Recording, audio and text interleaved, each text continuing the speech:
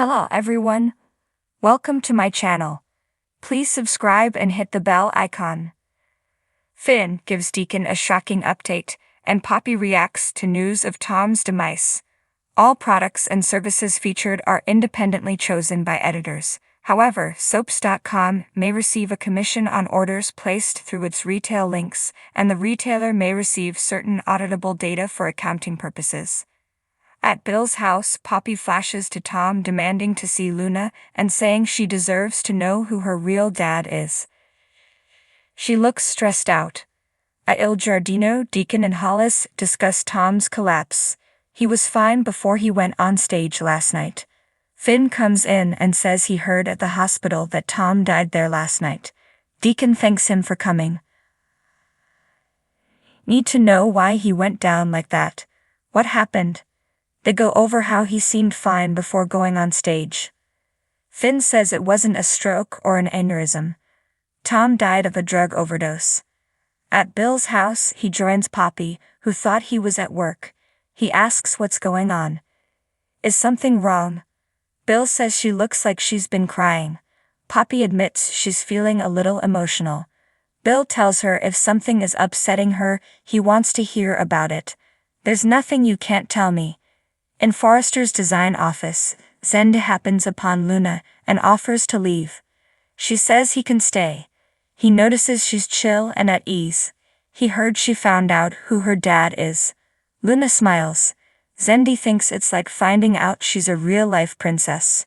Luna admits it's all very new to her, but the most mind-blowing part of it all is being part of a big family. Zendi agrees, big families are awesome.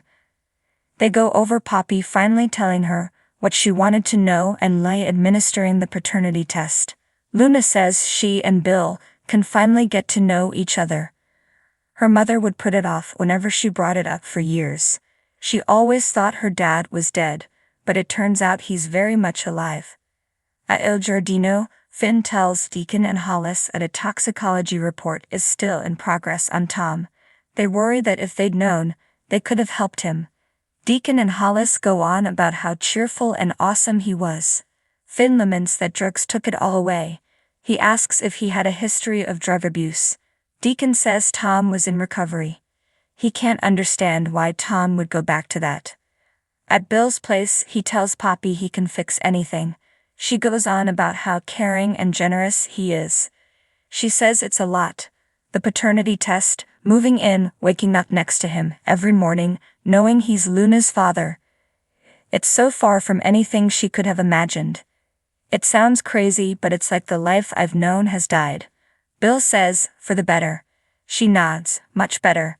She can't ever thank him enough. Do you have to rush to the office right away? Bill chuckles, he might be able to spare a few minutes. Poppy takes off her robe and wants to show him what life with him really means to her. They make out. In the design office, Luna tells Zend she almost gave up on finding her dad. They go over how Poppy always kept it to herself. Luna says it doesn't matter now that she knows who her father is and he knows her. She's pleased that Bill accepted her immediately. There was a connection between them since back when he was just her mom's boyfriend. When they did the DNA test, it all made sense. Zendi says family is very important. Luna tells him Bill wants to adopt her. Zenda marvels. That's great. I'm glad that you're getting everything you deserve. Luna's thrilled to finally know her father. At Il Giardino, Finn tells Deacon that relapses happen. Deacon says that can't be what it was. He swore he kicked the habit. Finn gets him not wanting to believe it. It doesn't seem like the guy they knew, but that's the nature of addiction. Hollis and Deacon still can't buy it. He was starting his life back on track. He wanted to do something different. He said he was reclaiming his life. It just doesn't make sense that he would start using again. Deacon refuses to believe this until the whole report comes back. Finn insists the prelims say it all. He warns that he's going to have a full day of fielding calls and dealing with news vans. Deacon doesn't care. Tom deserved better than this. People don't just throw away second chances. Look at your mom. Finn won't discuss her. He plans to honor his wife's wishes. Deacon is glad he came by. even if he doesn't like the news. Finn goes on about addiction ruining careers and families. Did he have one? Deacon says, not that I'm aware of. At Bill's place, he and Poppy bask in the afterglow on the sofa. His phone goes off and he wants to ignore it, but she worries it's important. Bill checks the phone and it's a news alert about Tom's death. Hamilton Finn sat at a small, intimate table in the corner of the rooftop bar, the city skyline glittering like 1,000 tiny stars. He took a deep breath and glanced at his watch. Deacon Sharp was late as usual. Finn couldn't help but smile at the thought. Some things never changed. Finally, Deacon sauntered in, his confident stride unmistakable. He spotted Finn and made his way over, his face splitting into a wide grin. Finn. Long time no see, he said, pulling Finn into a hearty embrace. Deacon, Finn replied, clapping him on the back. Good to see you too. Have a seat. We've got a lot to talk about. Deacon raised an eyebrow as he settled into the chair opposite Finn. Sounds serious, he said, signaling the waitress for a drink. It is, Finn replied, leaning forward. But before we get into that, how have you been? Deacon chuckled, shaking his head. You know me, Finn, always keeping busy. Business is booming and the personal life. Well, it's complicated as usual. Finn nodded, understanding perfectly. Life had a way of being complicated, especially in their world. He took a sip of his drink and gathered his thoughts. This wasn't going to be an easy conversation, but it was necessary. Deacon, I need to give you an update on something. Someone actually, Finn began, his tone serious. Deacon's expression shifted, the playful glint in his eyes replaced by concern. What's going on, Finn? It's about Tom, Finn said, watching Deacon's reaction carefully. Deacon frowned, his brow furrowing. Tom, what about him? Finn took a deep breath. He's gone, Deacon. Tom's dead. The words hung in the air between them, heavy and final. Deacon's eyes widened and he leaned back in his chair, visibly stunned. What? How? When did this happen?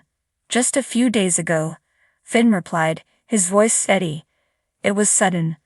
An accident. He was in the wrong place at the wrong time. Deacon shook his head, trying to process the news. I can't believe it. Tom. He was always so careful. I know, Finn said softly.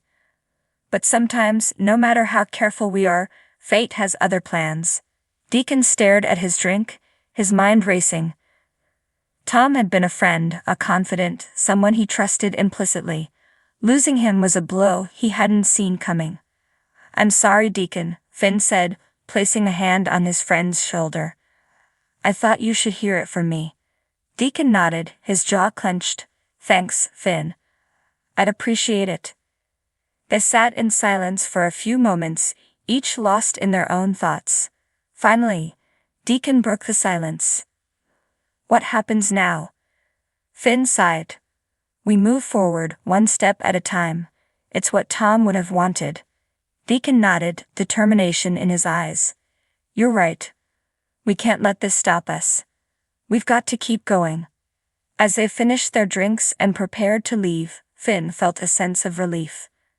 The news was out, and while it was painful, it was also a step toward healing. Meanwhile, in a cozy, sunlit cafe across town, Poppy Collins was sipping her favorite chai latte and scrolling through her phone. The cafe was bustling with activity, but Poppy was in her own world, lost in thought. Her phone buzzed with a new message, and she glanced at it, her heart skipping a beat. It was from an old friend, someone she hadn't heard from in a while. The message was short and cryptic. Call me. It's urgent. Poppy frowned, curiosity piqued. She stepped outside, the warm summer breeze ruffling her hair, and dialed the number. It rang twice before a familiar voice answered. Poppy, it's Finn. Finn, what's going on? Your message sounded serious, Poppy said, concern lacing her voice. It is, Finn replied, his tone grave. I wanted to tell you in person, but I couldn't wait. It's about Tom. Poppy's heart sank. Tom, what about him? He's gone, Poppy. There was an accident. Tom didn't make it. The world seemed to tilt around her, and Poppy reached out to steady herself against the wall. No, that can't be. Are you sure? I'm sure, Finn said gently. I'm so sorry, Poppy. Tears welled up in Poppy's eyes, and she struggled to keep her voice steady. How did this happen? It was sudden, Finn explained. An accident. He was in the wrong place at the wrong time. Poppy felt a sob rising in her throat. Tom had been a part of her life for so long, a constant presence, and now he was gone. It didn't seem real. Thank you for telling me, Finn, she managed to say, her voice choked with emotion. I thought you should hear it from me, Finn replied. If you need anything, I'm here. Poppy nodded even though Finn couldn't see her. Thanks, Finn. I need some time to process this. Take all the time you need, Finn said softly. I'll be here when you're ready.